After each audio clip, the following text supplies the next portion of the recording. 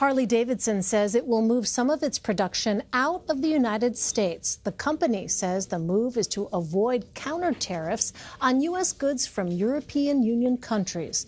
The news caused the Dow to drop more than 300 points over concerns of a trade war. Here's Paula Reid. Whether it's so many different things like trade, we're taking care of a lot of problems that should have been taken care of over the years. President Trump today blamed past U.S. leaders for the simmering conflict over trade, and in a tweet urged Harley-Davidson to be patient, saying ultimately they will not pay tariffs selling into the EU. But the company's shift overseas is a consequence of the Trump administration's tariffs on European steel and aluminum.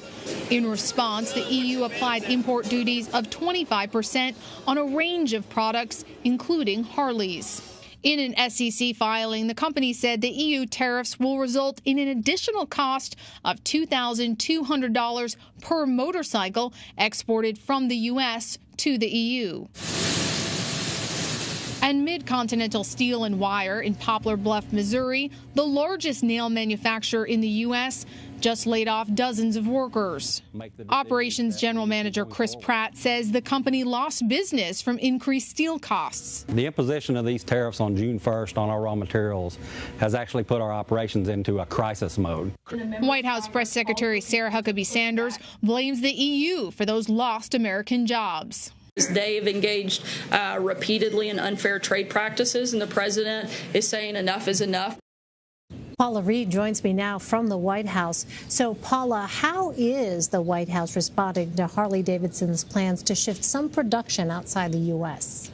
Well, as you saw in the package, the president has tweeted on this issue. He accused Harley-Davidson of, quote, waving the white flag of surrender, and he urged them to be patient. He said, look, what he's doing, it's a long-term strategy, and he said they need to wait longer, and that ultimately he doesn't believe they will actually have to pay any tariffs based on what the European Union has done. So it's an interesting strategy. This is a company that has really symbolized a lot of his work on trade. He had them there here at the White House not that long ago, where he was talking about why he was doing what he was doing on steel and aluminum, and a lot of it was for, in his words, for iconic companies like Harley-Davidson. So today's news, it really does raise questions about whether this America First policy is actually making it harder to manufacture goods here in the U.S., even if those people who sort of mine and make the materials are benefiting.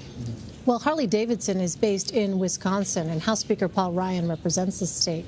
How is he reacting to this announcement? That's right. While the White House has tried to just blame the EU, a lot of the opposition is coming from the president's own party, including, as you noted, House Speaker Paul Ryan. He's saying that, look, this is to be expected when you put these kind of unilateral tariffs out there. And also the governor of Wisconsin, Republican Scott Walker, he's come out and he said, look, the goal should be no tariffs on anyone. So you've seen consistently across the Republican Party a lot of prominent politicians coming out and speaking against this. And on Face the Nation, just yesterday, Senator Corker told our colleague Margaret Brennan that he believes it's sort of this has been simmering for a while, and this could come to a head with what he describes as a possible jailbreak among Republicans who may actually move to try to legislate to limit the president's power to implement these kinds of tariffs, because many of them just completely disagree with his approach and think that he is abusing his power under the guise of national security, that he is having an adverse impact on the economy, particularly manufacturers. Well, the Wall Street Journal is reporting the Trump administration is planning to limit Chinese involvement in American technology companies. What is this in response to?